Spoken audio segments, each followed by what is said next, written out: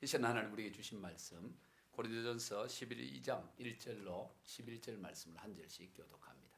고린도전서 12장 1절로 11절 말씀입니다. 고린도전서 12장 1절로부터 11절입니다. 형제들아, 신령한 것에 대하여 나는 너희가 알지 못하기를 원하지 아니하노니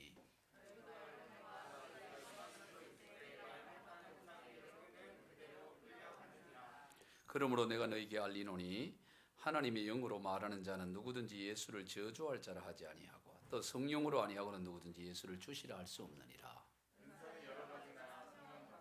직분은 여러 가지나 주는 같으며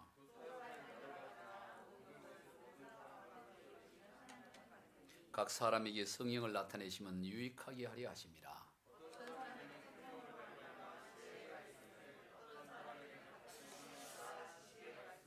다른 사람에는 같은 성령으로 믿음을, 어떤 사람에는 한 성령으로 병 고치는 은사를,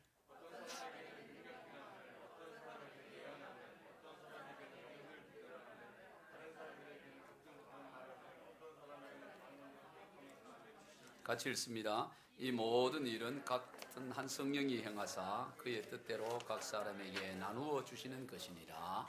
아멘. 할렐루야. 반갑습니다. 기독교는 삶의 종교입니다. 실생활의 종교입니다. 기독교는 추상적이거나 형이상학적이지 않습니다. 구체적이고 실체적입니다. 그 이유는 성령님 때문에 그렇습니다. 근본 하나님의 본체이신 성령 하나님께서 우리의 실생활 가운데 함께 하시기 때문입니다. 기독교의 하나님은 인간 세계와 동떨어진 구만리 장천에 계신 분이 아니십니다. 기독교의 하나님은 인간이 도무지 도달할 수 없을 높고 높은 저 하늘 너머에 계신 분이 아니십니다. 아예 우리를 그가 거하실 집으로 삼으셔서 언제나 우리와 함께 하십니다. 한시도 떨어져 계시지 않습니다.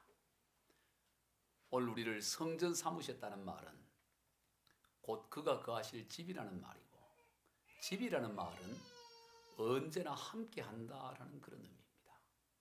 고린도전서 3장 16절과 6장 19절을 같이 읽습니다. 너희는 너희가 하나님의 성전인 것과 하나님의 성령이 너희 안에 계시는 것을 알지 못하느냐?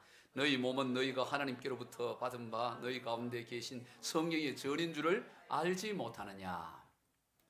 오늘 저와 여러분의 몸이, 오늘 저와 여러분의 삶이 하나님이 거하시는, 하나님의 영 성령께서 거하신 전이라고 말씀합니다. 그런데 많은 이들이 이것을 알지 못합니다.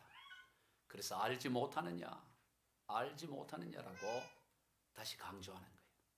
오늘 우리가 꼭 알아야 될 사실은 하나님의 성령이 오늘 우리를 성전 삼으셔서 우리와 함께하고 계신다는 이 사실을 꼭 알아야 합니다.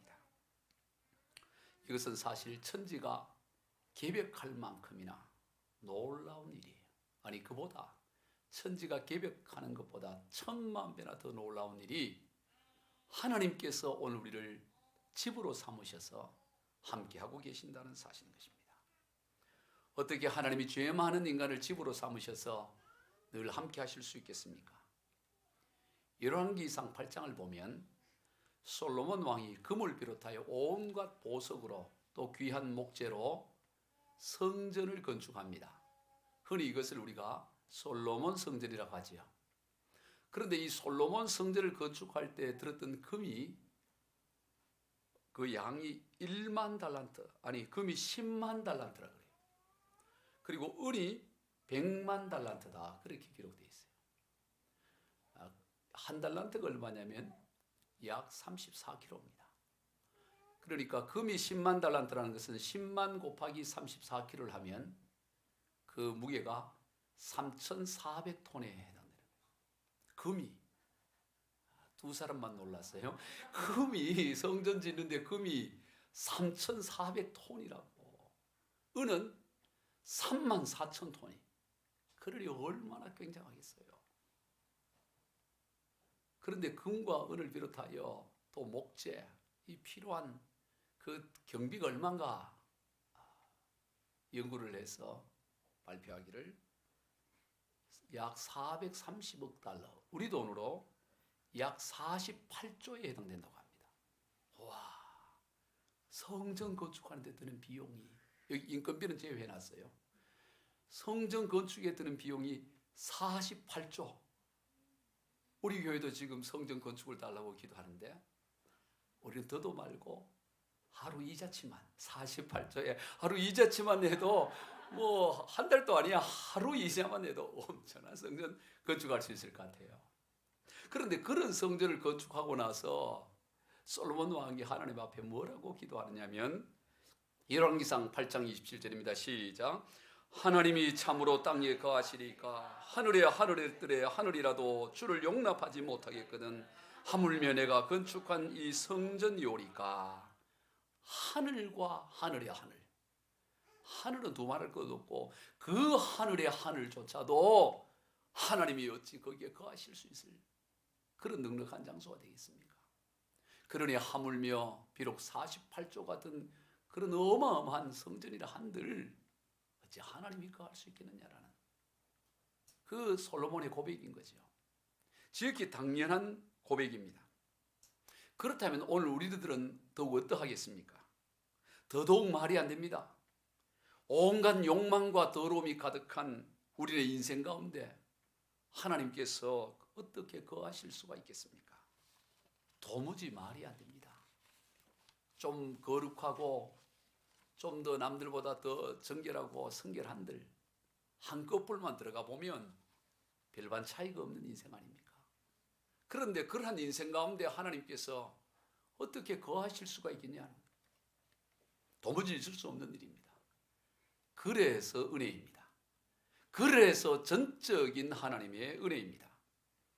그런 데 있어서 성령 하나님은 우리로 하여금 먼저 예수 그리스도를 주로 믿도록 하십니다. 즉 그리스도인이 되게 하죠. 이것이 바로 집을 짓는 일입니다.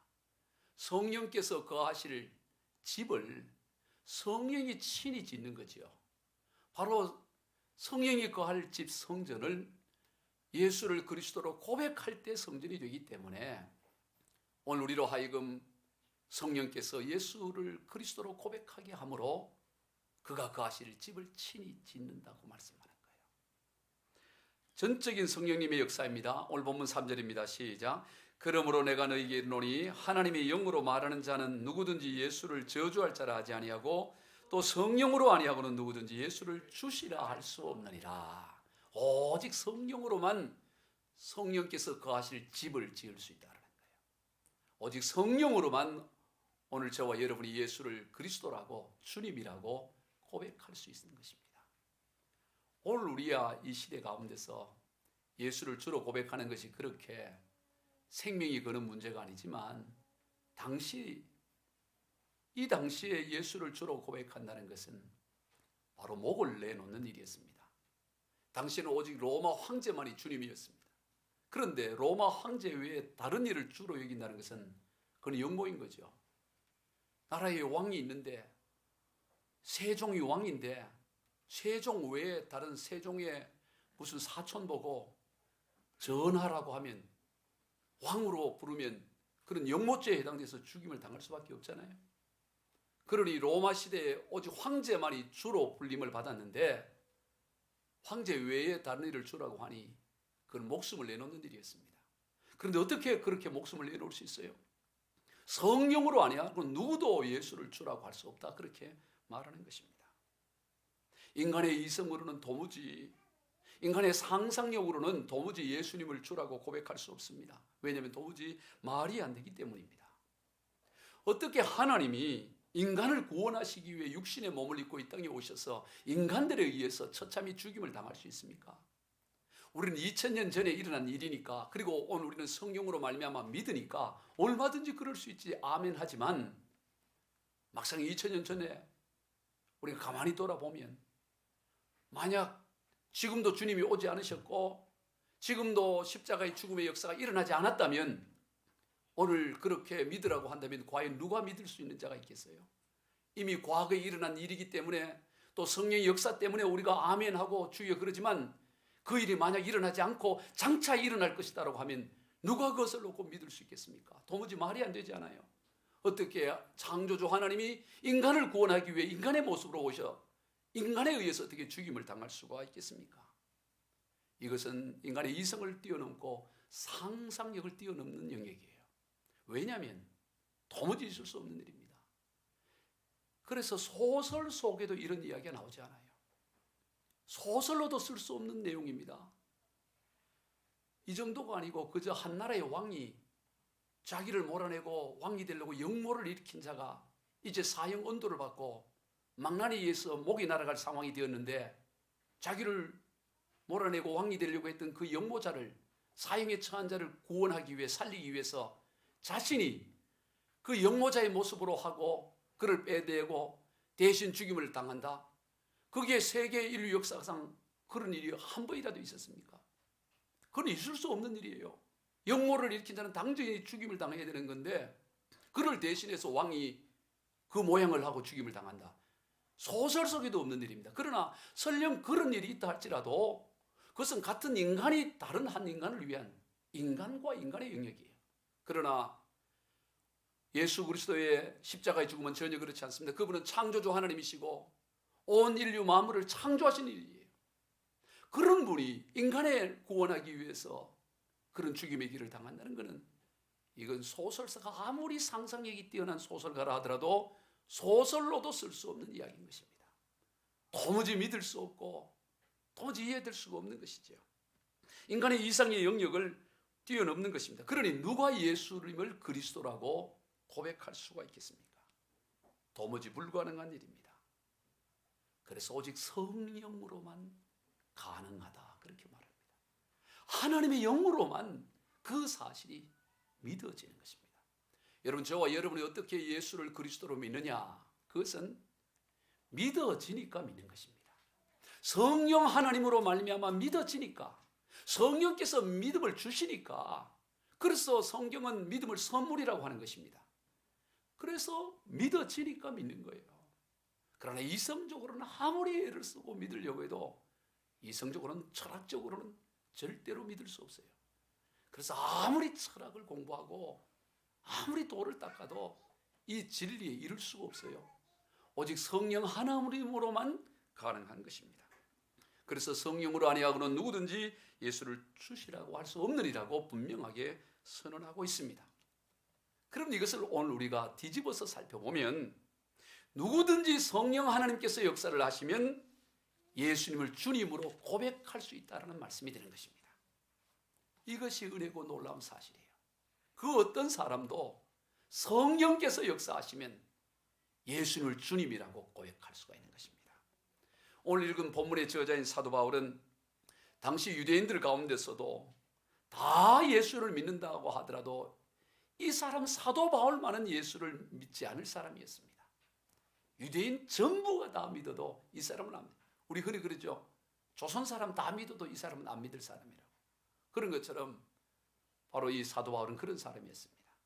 그런 지독하리만큼 철저한 바리새인으로서 스데반 집사의 그 첫 번째 죽음, 첫 번째 순교자 스데반 집사의 죽음에 제일 앞장섰던 그런 사람이고, 그가 거하던 예루살렘을 떠나 지금의 시리아의 수도인 다마스쿠스로까지 가서 유대 그리스도인들을 잡아오려고 했던 지독한 반기독교적인 그런 사람이었습니다.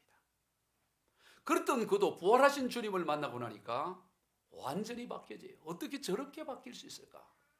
그래서 사도 바울의 이 회심 소식을 듣고 당시 예루살렘 교회 성도들은 믿지를 못했습니다.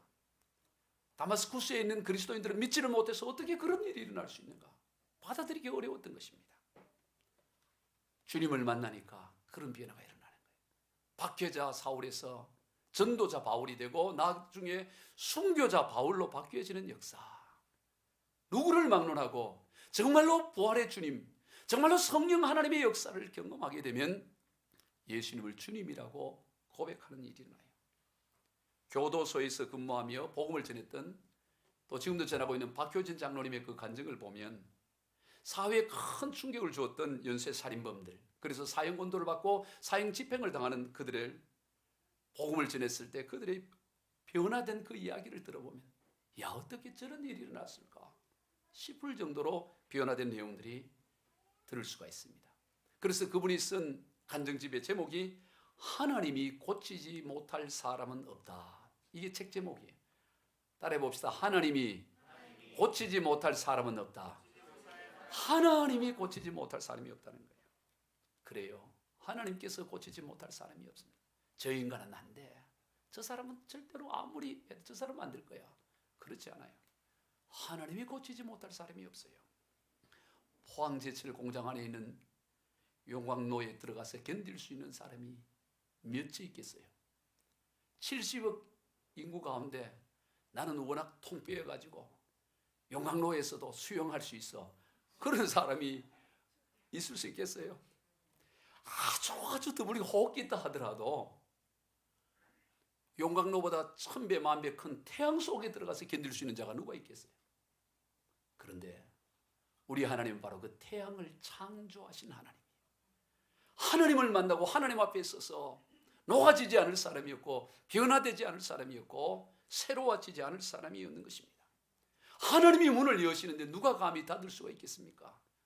하나님 앞에 누가 아니오라고 할 수 있겠습니까? 누구를 막론하고 성령님께서 역사하시면 예수님을 주님이라고 고백하는 역사가 일어나는 것입니다. 전적인 성령 하나님의 역사로 말미암은 거예요. 젊은 친구들은 잘 모르겠지만 1995년에 엄청난 그 충격적인 94년도 95년에 충격적인 이 사건이 이 땅 가운데 일어났습니다. 그래서 1995년 11월 날 그 6명이 그 사형 집행을 언도받는데 바로 이 지존파라고 불리는 이들이었어요. 이들은 엽기적인 살인 행각을 벌이기 위해서 이 범죄 조직 마스칸이라는 야망이라는 이름의 범죄 조직을 결성을 했어요. 나중에 그 형사반장이 그 이름을 그 지존파라고 이렇게 불러줬어요. 왜냐하면 그 두목 김기한이가 지존이라고 불려졌기 때문에 지존파라는 것은 자기들이 지은 게 아니고 그 강력 반장이 그렇게 불러서 그때부터 지존파라고 불렸는데 이들은 1993년 4월에 이 범죄 조직을 구성을 했는데 결성을 했는데 이 행동 강령을 만들었어요. 첫째가 뭐냐면 돈이 많은 자를 증오한다. 두 번째 10억을 모을 때까지 범행을 계속한다. 딱 금액까지 준비해놨어요.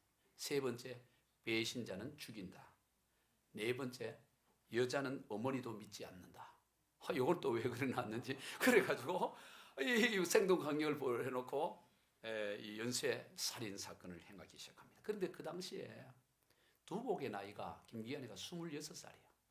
그 밑에 애들은 제일 어린 애는 18, 그 다음에 20살이 2명, 그 다음에 21, 22, 23 그렇게 있었어. 그 첫 번째 살인 행위를 하고 나서 18살 난 애가 그 때문에 너무 겁이 나고 꿈에 악몽을 꾸니까 도망을 갔다가 잡혀갔고 걔도 왜냐면 배신자를 죽인다 그래서 죽여버렸다고. 그러니까 이런 이제 살인 사건들이 일어나는데 이들이 얼마나 철저하게 이 범죄 행위를 하려고 했냐면은 전라도 영광에 있는 그 두목 김규환의 그 어머니 집, 그때 이제 어머니는 세상을 떠나고 그 집을 개조해서 지하실에 바로 그 창살을 만들었어요.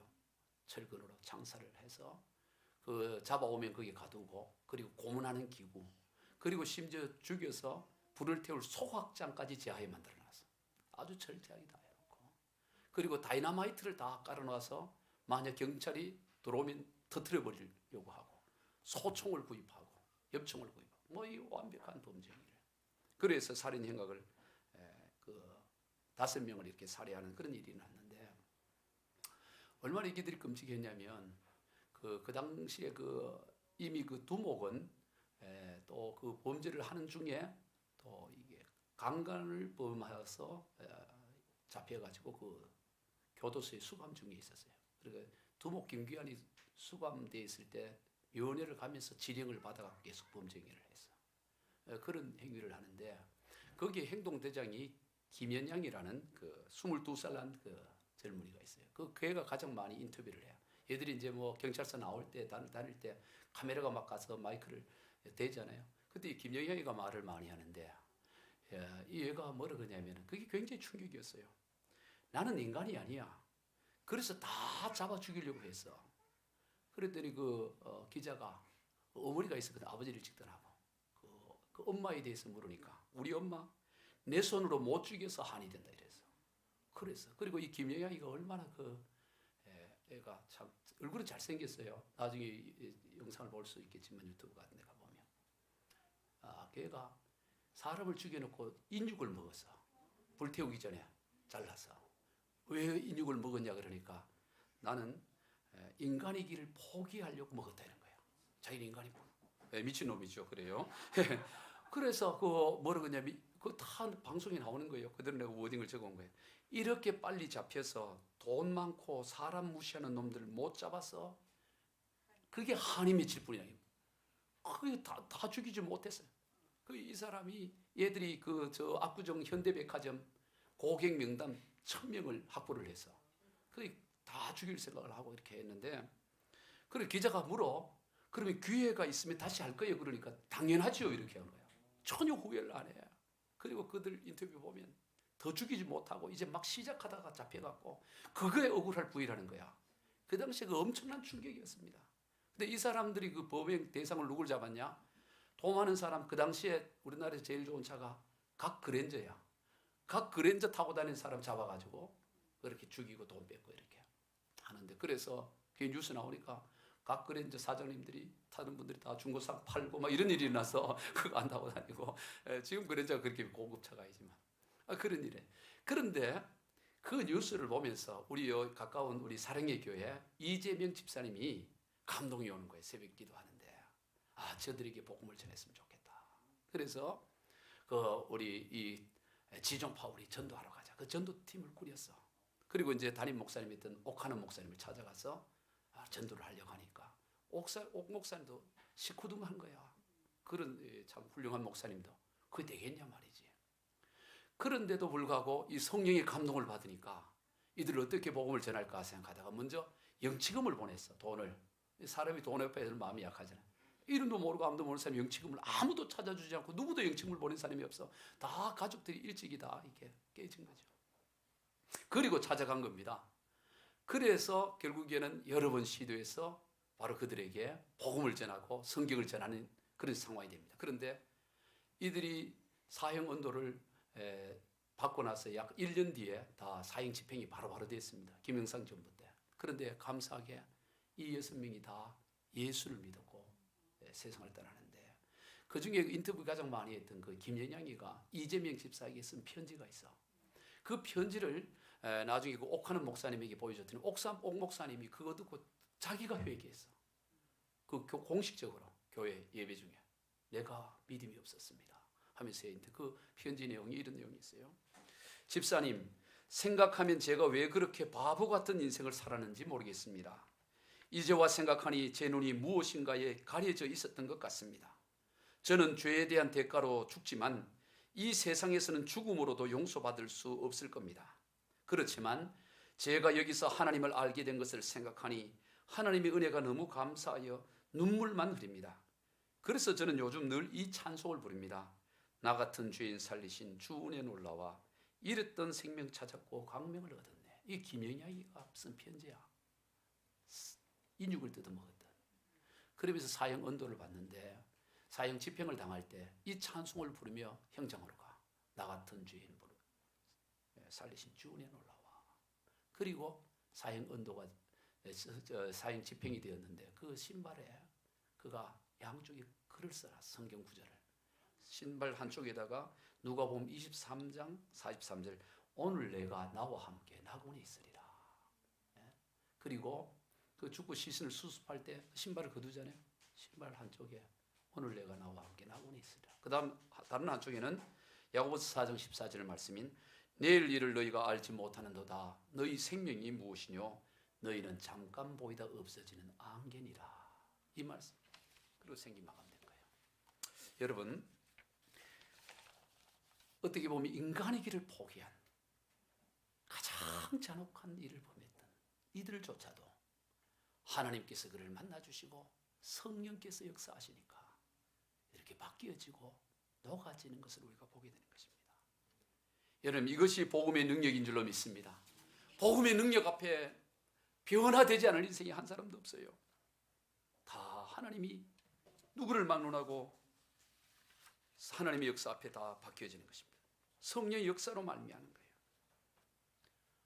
오늘 저와 여러분은 그 성령의 역사하심으로 말미암아 오늘 이 자리에 있고, 도무지 예수를 주로 고백할 수 없는, 이성으로든 상상으로든 불가능한 것을 성령께서 우리 가운데 임하셔서 우리로 하여금 예수를 주라고 고백할 수 있게 한 것입니다.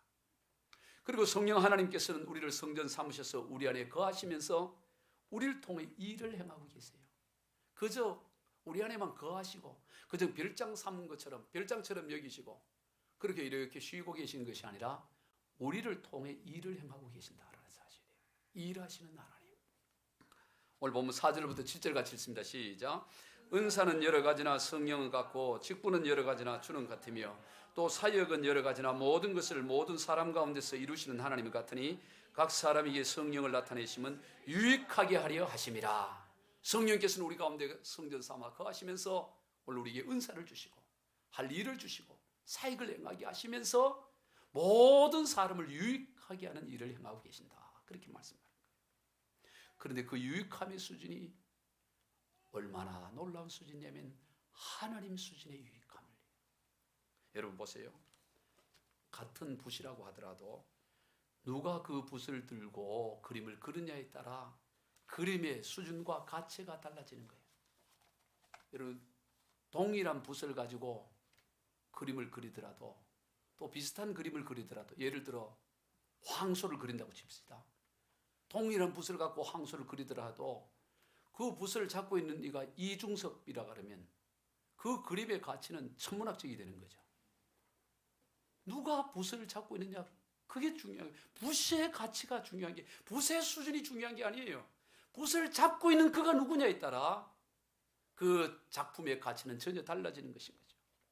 이처럼 근본 하나님이신 성령 하나님께서 오늘 우리를 통해 일을 하실 때에 붓과 같은 우리의 인생은 비록 부족하고 연약하지만 우리를 들어 쓰시는 그 성령 하나님이 하나님이시기 때문에 우리를 통해서 일하시는 그 수준은 하나님 수준의 일을 행하신다는 사실입니다.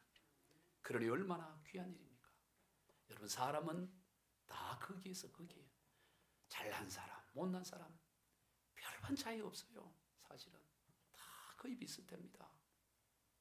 중요한 것은 사람을 통해 일하시는 하나님입니다. 성령 하나님이신 것입니다. 우리가 출애굽기 역사를 보면 출애굽기 역사 가운데 크게 쓰임 받았던 모세, 그러나 그 자체로 보면 너무나 평범하다 못해 소심한 사람이고 부족한 사람이에요. 그가 나이 40세가 되었을 때 동족인 히브리 사람이 애굽 사람에 의해서 폭행당하는 걸 보고 순간적으로 올라오는 이 혈기 욱하는 이걸 절제하지 못해서 그 애굽 사람을 폭행을 해서 죽여버리잖아요. 여러분 보세요. 장차 장정만 60만 명을 이끌고 출애굽을 할 리더인데 그 정도의 사람이라면 혈기 정도로 좀 절제할 수 있어야 되지 않아요? 욱하게 오르는 것 좀 이렇게 꿀꺽 삼키기도 하고 그래야 되는데 모세는 그러지를 못해요. 그냥 혈기 그리고 죽여버려요. 그리고 그냥 모래에 묻어버립니다. 그리고 나중에 그것이 다른 사람의 증거를 통해서 밝혀진 것이 알려지니까 어떻게 합니까? 그걸 어떻게 수습하려고 하지도 않아요. 왕자의 신분인데 뭐 욱해서 죽였다고 치더라도 그걸 수습을 해야 되잖아요. 장차 그 장정만 60만을 이끌 리더십 정도 되면 뭐 그 정도 인물은 돼야 되지 않겠어요? 그 사건을 추궁할 수 있는, 오늘 우리로 말하면 경찰청이라든가 검찰청 같은 데 가서 청장이나 총장 만나가지고 김 총장 내가 욱하는 내 성격 알지? 그 욱해가지고 그냥 이렇게 했는데 이거 좀 잘 마무리해줘. 그렇게 수습하면 되잖아요. 바로의 공주의 아들인데 그 정도도 못해요? 바로의 공주의 아들이 검찰청장 만나면 그거 다 알아서 다 처리해 줄 거 아니겠어요? 그런데 그거 처리 안 하고 그냥 도망가 버려요. 미디안 광야로 도망가요. 우리 속담에 될성 싶은 나무는 떡잎부터 알아본다 그러는데 이 떡잎 자체가 보니까 이건 노라. 모세는 떡잎이 될성 싶은 나무가 아니야. 이거 도망가 버린다고. 그러면은 그 죽은 유가족은 어떻게 돼요? 그 유가족이 뭐 누군가의 아빠일 수도 있고 누군가의 아들일 수 있잖아요. 빨리 수습해가지고 그 뭐 돈도 있지 않습니까? 이 바로의 궁전에 좀 이게 배상도 하고 보상도 하고 이래 해줘야 되잖아요. 유가족들. 그러고 그냥 수습도 안 하고 도망가 버리면 어떻게 하라는 거예요? 그럼 도망가서라도 정신을 차려야지. 도망가서 우리 속담에 보면은 보리 서말이면 처가집살이 안 한다 그런 말. 요즘은 전혀 그러지 않아요. 혹시 시험 듣는 분 계시면 옛날에 그래서 옛날에 저 보리 서말만 있어도 처가집살이 한다. 근데 지금은 처가집살이 하는 게 잘하는 거야. 시대가 그래 바뀌어졌어요. 오해하지 말고. 그런데 거기 가서 40년을 처가집살이를 해. 그 처가집살이라도 하면은 그 처가집 제사이라도 이 우리 야곱처럼 머리를 써가지고 야곱은 한 20년 있으면서 그냥 그 재산 다 자기가 차지하고 크게 부를 가지고 돌아오잖아요. 이 모세는 그런 주변도 없어. 40년간 처가집살이 하면서 처가집 양미를 계속 치고 있어. 자기 양도 없어. 그리고 나이만 늙은 거예요. 될성 싶은 나무예요. 출애굽을 이끌 만한 지도자가 됩니까? 모세가? 전혀 그러지 않습니다. 그런데 그런 모세에게 하나님이 찾아가시고 하나님의 영이 그에게 임하시고 하나님이 함께 하시니까 출애굽이라는 하나님 수준의 역사가 일어난 줄로 믿습니다. 부족하고 연약할지라도 하나님이 역사하시고 하나님이 들어서시면 하나님 수준의 일이 일어나는 것입니다. 성경은 온통 사람들을 통해 역사하시는 하나님에 대한 기록이에요. 주인공이 하나님이십니다. 사람이 주인공이 아니에요. 사람을 통해 역사하시는 하나님, 그분이 주인공입니다. 우리가 잘 알듯이 기도원의 300용사, 우리도 기도원의 300용사처럼 300명을 달라고 기도하잖아요. 그러나 그 기도원을 보면 도무지 그런 될성 싶은 나무가 아닙니다. 미디안의 압제가 두려워가지고 밀을 타작을 하는데, 예전에 저도 시골에서 타작하는 거 보면 마당에다가 돌깨 갖고 두드리면서 그렇게 타작을 하잖아요. 그런데 두려워가지고 어디서 타작하냐? 포도주를 짜는 틀리죠. 포도즙을 짜는 거. 거기에다가 밀리삭을 넣어갖고 하나씩 이건 타작도 아니지. 털고 있는 거야. 뜯고 있는 거라. 그러면서 무슨 소리가 안 날까? 미디안 사람 오지 않은가? 귀를 기우고 숨을 죽여가면서 그래 타작을. 그런 인물이 어떻게 13만 5천 명의 그 미디안을 물리칠 수 있어요? 나중에 13만 5천 미디안을 다 물리쳐요. 지금도 그래서 기드온의 300용사, 기드온의 300용사잖아요. 하나님이 함께하니까 그런 거예요. 하나님의 사자가 기드온에게 처음 찾아갔을 때 그 밀리삭을 조심스럽게 들들 떨면서 이렇게 하는 걸 보고 뭐라 그러냐면, 야, 이 소심한 놈아, 이러지 않고 들어보세요. 이사야 6장 12절 시작. 여호와의 사자가 기드온에게 나타나 이르되 큰 용사여 여호와께서 너와 함께 계시도다. 뭐라고 불러요? 큰 용사예요. 전혀 큰 용사 같지 않습니다. 그러나 크신 하나님께서 그를 쓰시니까 큰 용사가 되고 결국에는 13만 5천 명의 미디안을 물리치고 위기 가운데 이스라엘을 구원하는 것을 보게 되는 것입니다. 여러분, 큰 용사가 누구입니까? 크신 하나님께서 함께하는 사람이 큰 용사입니다.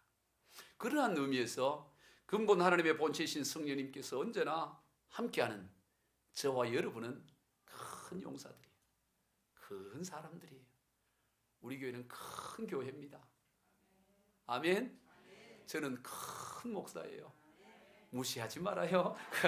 여러분도 마찬가지예요. 여러분도 큰 사람. 왜? 크신 하나님이 함께하니까. 우리가 아무리 못나도 모세보다는 못나지 않잖아. 우리 그럴 사람은 없잖아요. 도망가고 뺑소니 치고 토끼고 이럴 사람은 없잖아. 우리 뭐 처리한다고 뭐 잘못해도 처리하고 뭐 배상할 거 있으면 뭐 어떻게 하려고 하지, 도망치고 이러지 않는다고. 크신 하나님이 함께 하실 때 큰 용서가 되는 것입니다. 그러면 크신 하나님이 하신 이 일, 하나님 수준의 일, 이건 도대체 어떤 일인가 하는 거예요. 여러분, 어떤 일을 하는 것이 하나님 수준의 일이라고 할 수 있겠습니까? 세계적인 기업을 경영하거나 국가를 운영하거나 또는 지구 너머에 있는 행성을 탐사하는 일이 하나님 수준의 일일까요? 결코 그렇지 않겠지요. 한번 따라해 봅시다. 하나님 수준의 일은 하나님의 형상대로 지음받은 사람을 세우는 일이다.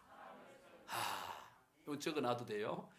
적어놓고 방배동 어느 목사 그 밑에 적어놓으면 돼요. 여러분, 하나님 수준의 일이 뭐냐? 하나님 수준의 일은 하나님의 형상대로 지음받은 사람을 세우는 일이 하나님 수준의 일이에요. 하나님은 그러한 사람을 구원하시기 위해 사람으로서는 상상조차 할 수 없는 예수 복음의 일을 행하신 것입니다. 바로 예수 복음. 이게 하나님 수준의 일이에요. 이보다 더 큰 일이 없습니다. 하나님의 형상대로 지음받은 사람을 세우는 일보다 더 위대한 일이 없고 더 큰 일이 없는 거예요. 성령께서는 우리 가운데 거하시면서 바로 그 일을 행하고 계시는 것입니다. 그래서 오늘 본문 8절로 11절을 우리 같이 읽어봅니다. 시작. 어떤 사람에는 성령으로 말미암아 지혜의 말씀을, 어떤 사람에는 같은 성령을 따라 지식의 말씀을, 다른 사람에는 같은 성령으로 믿음을, 어떤 사람에는 한 성령으로 병 고치는 은사를, 어떤 사람에는 능력 행함을, 어떤 사람에는 예언함을, 어떤 사람에는 영들 분별함을, 다른 사람에는 각종 방언 말함을, 어떤 사람에는 방언들 통역함을 주시나니 이 모든 일은 같은 한 성령이 행하사 그의 뜻대로 각 사람에게 나누어 주시는 것이다. 여기는 9가지 은사가 나와요. 성령님께서는 이 지혜의 말씀, 지식의 말씀 등등 9가지의 이런 각종 은사들을 통해 사람을 세우신 일을 하고 계신다는 겁니다. 물론 이 9가지 은사만이 다가 아니에요. 대표적으로 9가지 은사를 말합니다. 이 9가지 은사, 이 대표적인 은사에 대해서는 다음 시간에 따로 이 부분만 집중해서 구체적으로 살펴보고자 합니다.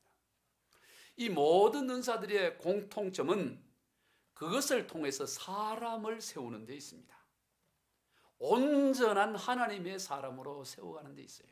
이게 바로 은사의 목적입니다. 모든 은사는 온전한 하나님의 사람을 세워가는데 여기에 목적이 있습니다. 마치 병원의 여러 전공의들과 같아요. 여러분, 의사의 존재 목적은 사람을 치료하는 데 있죠. 어떤 의사든 다 마찬가지입니다. 사람을 치유하고 회복하는 게 의사의 목적인 거예요. 그런 데 있어서 어떤 병이 걸렸냐에 따라 전공 분야가 다르죠. 눈이 문제이면 안과의, 또 귀나 코가 문제이면 이비인후과, 뭐 등등 여러 치과의, 뭐 피부과의 여러 분야의 전공의들이 있지만 그 분야가 각각 다를지라도 공통된 목적은 사람을 치유하고 치료하는 데 그게 목적이 있는 것입니다. 마찬가지로 성령의 은사도 이와 마찬가지입니다. 성령의 은사도 다양하지만 사람을 세워간다는 데서는 다 공통적인 것입니다. 그리고 바로 오늘 저와 여러분은 몸인 교회의 각 지체로서 다 각각 지체예요. 그런데 그 지체로서의 각각 그 독특한 각각 감당해야 될 그 몫들이 있고 그걸 감당할 수 있는 힘을 은사로 부어주는 거예요. 하나님은 저와 여러분에게 어떤 일을 맡길 때 어떤 목표만 주고 일을 하라 그러지 않습니다. 반드시 어떤 미션을 주실 때, 사명을 주실 때는 그것을 감당할 수 있는 능력과 은사와 에너지를 주셔요.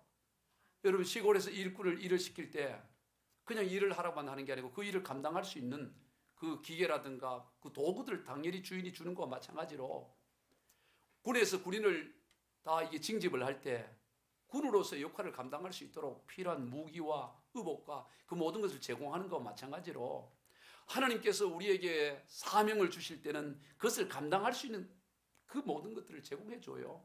오늘 저와 여러분은 예수 그리스도를 머리로 한 각 지체들인데 그 지체로서 그 몫을 감당할 수 있는 은사를 주신다는 거예요. 그러므로 은사가 없는 사람 한 사람도 없어요.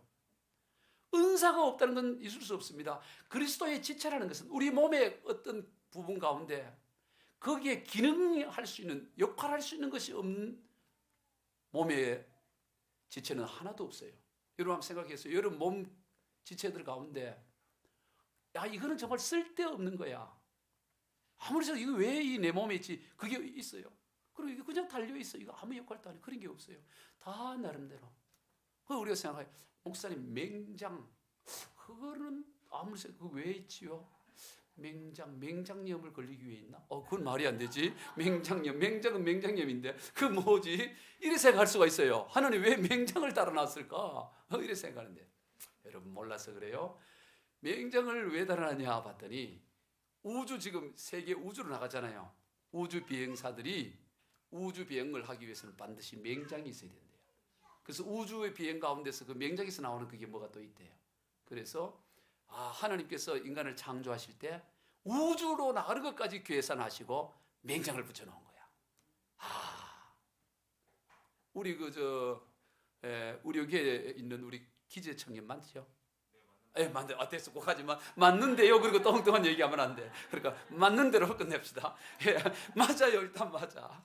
뭐 어떤 이유든 간에. 그러니까 뭔가 맹장이 있어. 맹장이 있다는 거야.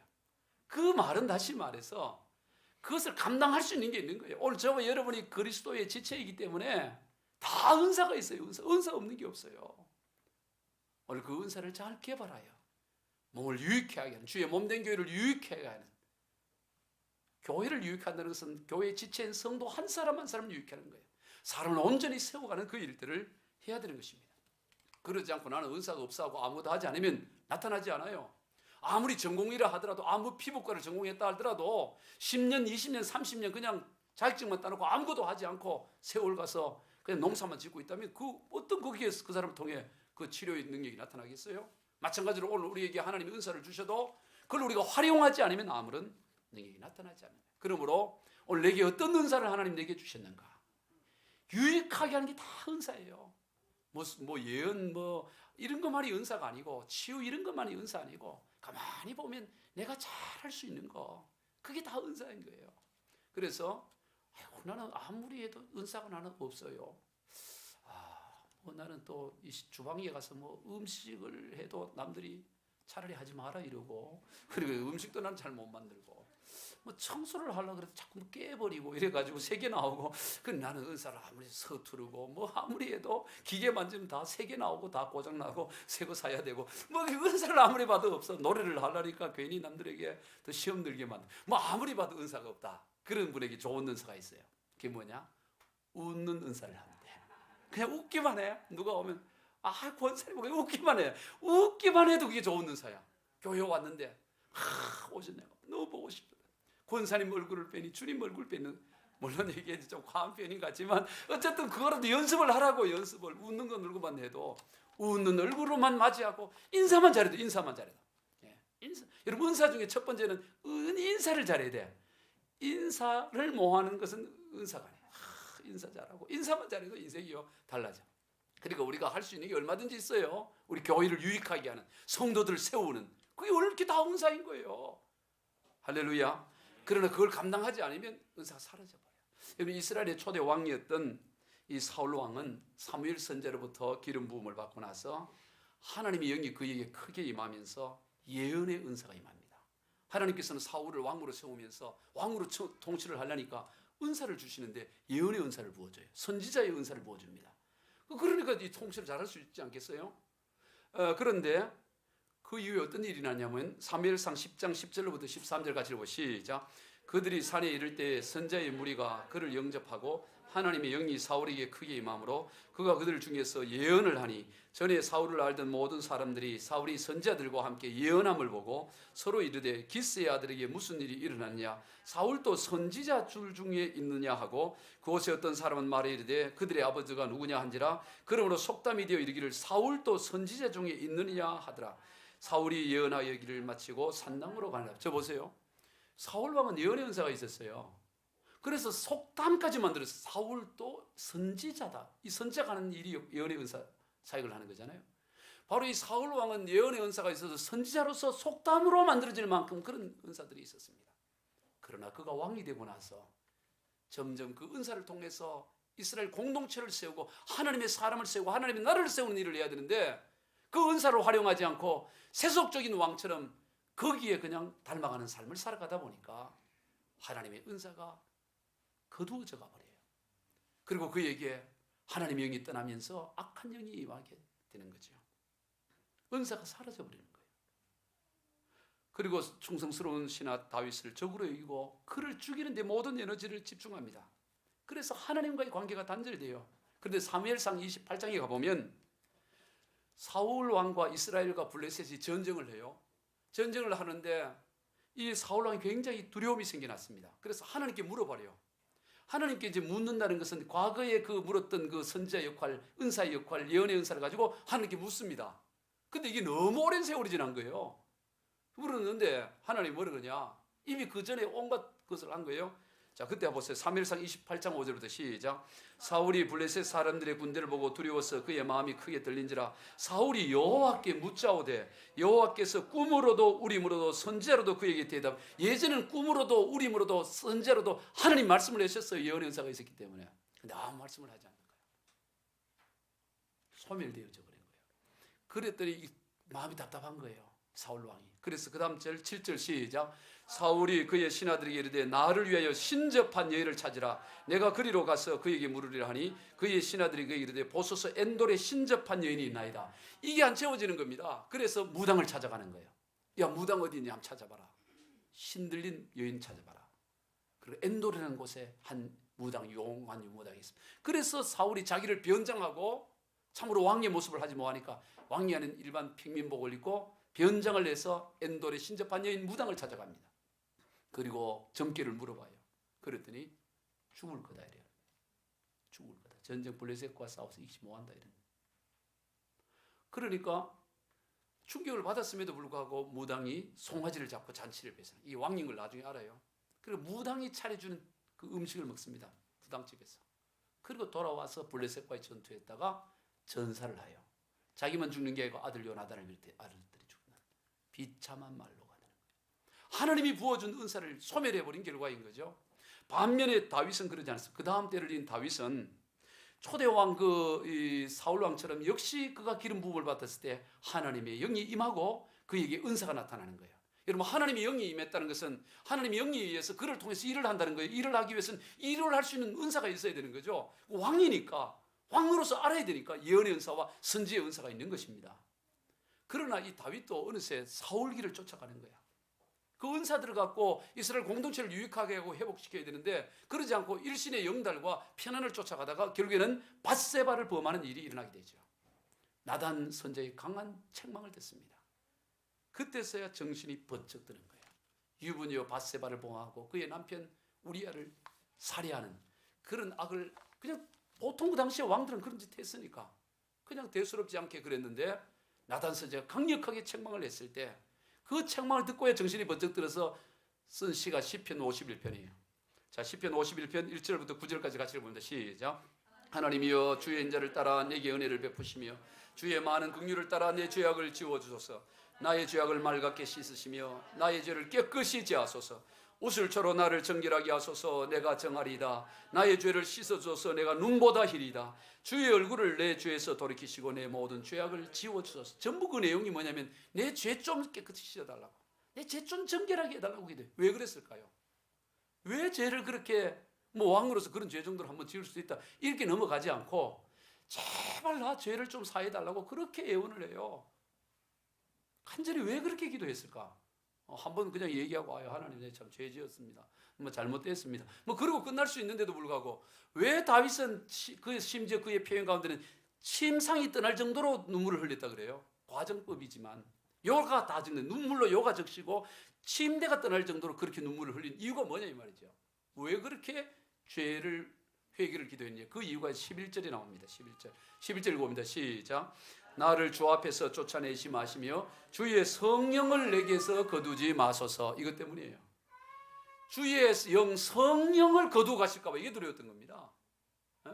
성령 거두어 가버리면 끝나는 거야. 하나님 영이 거두어 가버리면 끝나는 걸 사울 왕을 통해 똑똑히 본 거예요. 이 죄 문제 해결하지 않으면 성령이 떠나버리는 거예요. 성령으로부터 내가 떠나버리면 끝나버리는 거라. 그걸 너무나 잘 알기 때문에 제발 내 죄를 사하시고 주의 성령을 내게서 거두지 마옵소서. 주의 성령이 임해야 이 예언적 은사와 선지적 은사로 이스라엘 공동체를 이끌어갈 수가 있습니다. 그런데 성령이 떠나버리면 아무도 못하는 거죠. 그로부터 그는 더 간절히 기도합니다. 시편 66편 8절 시작. 내가 여호와를 항상 내 앞에 모시며 그가 나의 오른쪽에 계심으로 내가 흔들리지 않아. 항상 하나님 모시고 사네. 그때부터 정신 차리고 막 하는 거예요. 그랬더니 어떤 일이 나냐? 예언의 은사가 나타나는데요. 얼마나 놀라운 예언의 은사가 그 다윗을 통해서 나타나냐면 장차 1000년 뒤에 다윗으로부터 1000년 뒤에 일어날 일을 정확히 예언을 합니다. 바로 예수 그리스도에 대한 예언이에요. 다윗의 시편을 보면 예수 그리스도 1000년 뒤에 오실 예수님에 대한 예언들이 너무나 세밀하게 기록되어 있는 걸 봐요. 활성화가 된 거예요. 소멸되지 않고. 그 중에 시편 22편만 한번 봅니다. 이 시편 22편은 예수님께서 십자가상에서의 그 모습을 아주 자세히 바로 옆에서 보고 기록한 것처럼 그렇게 기록해 놓은 것입니다. 시편 22편 1절부터 시작. 내 하나님이여 내 하나님이여 어찌하여 나를 버리셨나이까? 어찌 나를 멀리하여 돕지 아니하시며 내 소리를 듣지 아니하시며. 이 주님이 거기에서 십자가에서 하나님 어찌하여, 그 외침 있잖아요. 그 고백. 그 다음 7절 시작. 나를 보는 자는 다 나를 비웃으며 입술을 비축거리고 머리를 흔들며 말하되 그가 여호와께 의탁하니 구원하실 걸 그가 기뻐하시니 건지시는. 이게 바로 예수님 십자가에서 그대로 일어났던 일이에요. 저들이 입술을 비축거리면서 네가 메시아냐? 하나님이 너 구원해 주겠네. 뛰어내리겠네. 우리 구경해보자. 이게 다 얘기하는 거예요. 엘리엘리 라마 사박다니, 예수님이 어찌하여 나를 또, 그거 다 그대로 이 본문이 나오는 거예요. 그리고 심지어 18절 시작. 내 겉옷을 나수며 속옷을 제비 뽑나이다. 예수님이 십자가 죽었을 때 겉옷을 나르고 속옷을 제비 뽑잖아요. 바로 옆에서 십자가의 죽음을 보고 기록한 것처럼 예언의 연사로서 이것을 기록해 놓는 것을 보게 되는 것입니다. 그런 하나님의 나라를 이 땅에 세우는 일에 귀하게 쓰임받았던 것이죠. 말씀을 정리합니다. 기독교는 삶의 종교입니다. 성령 하나님께서는 우리를 성전 삼으셔서 우리의 삶 한가운데 함께 하십니다. 그리고 우리를 통해 하나님의 일들을 행하시고 그 일은 하나님 수준의 일을 행하십니다. 오늘 저와 여러분은 하나님 수준의 큰 일을 행하는 사람입니다. 큰 용사들이에요. 그것이 무엇입니까? 바로 사람을 세우는 일입니다. 온전한 하나님의 사람, 온전한 믿음의 사람을 세워가는 일입니다. 예수 복음을 통해 그를 구원케 하고 그리스도의 장성한 분량 일까지 세워가는 일. 그것이 곧 하나님의 나라를 세우는 일입니다. 우리에게 이러한 여러 은사들을 주셔서 그 일을 감당합니다. 우리는 그 은사를 잘 활용하여 사람을 세우는 일을 해야 됩니다. 어떤 사람도 하나님이 영리하며 함께 하십니다. 지종파의 김영양도 그가 하나님이 영리하니까 그렇게 고백하며 마지막 순간을 맞이했던 것처럼, 나이도 그때 22, 23 어린 아이 아니에요. 누구라도 마찬가지예요. 저와 여러분이 만나는 그 누구라도 하나님이 영리히 임하며 바뀌어지는 거예요. 오늘 저와 여러분을 통해 그 일을 하나님이 하시겠다고 말씀합니다. 성령이 우리를 성전 삼으셔서 하나님의 수준의 일을 우리를 통해 은사를 주시면서 하는 거예요. 우리가 방향을 바르게 정할 때 하나님은 은사를 주실 것입니다.